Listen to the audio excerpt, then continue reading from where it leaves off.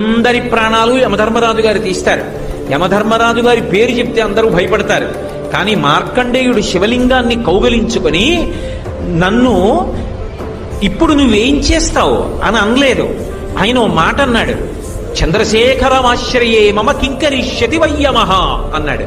నేను పరమశివుణ్ణి పట్టుకుని ఉండగా ఓ యముడా నువ్వేం చేస్తావురా అన్నాడు. ఆయనకి కోపం వచ్చింది. అంటే నువ్వు శివలింగాన్ని కౌగిలించుకుని ఉంటే నేనేం చేయలేను అనుకుంటున్నావా అని పాశం వేశాడు. మరి శివలింగాన్ని గట్టిగా కౌగిలించుకున్నప్పుడు ఆ పాశం శివలింగానికి కూడా పడింది. పడేటప్పటికి చూశాడు శంకరుడు, నన్ను నమ్ముకుని నన్ను పట్టుకుని నేనుండగా నువ్వు ఏమీ చేయలేవంటూ ఉండగా పాశం వేస్తావా? అంతే ఎడంకాలెత్తి తన్నాడు యమధర్మరాజు గారి యొక్క వక్షస్థలం మీద. అందరినీ చంపే యముడు మరణించాడు. ఆ మరణించినప్పుడు దేవతలందరూ వచ్చి స్తోత్రం చేస్తే మళ్ళీ బ్రతికించాడు యమధర్మరాజుని, నా భక్తుల జోలికి వెళ్ళవద్దని చెప్పి.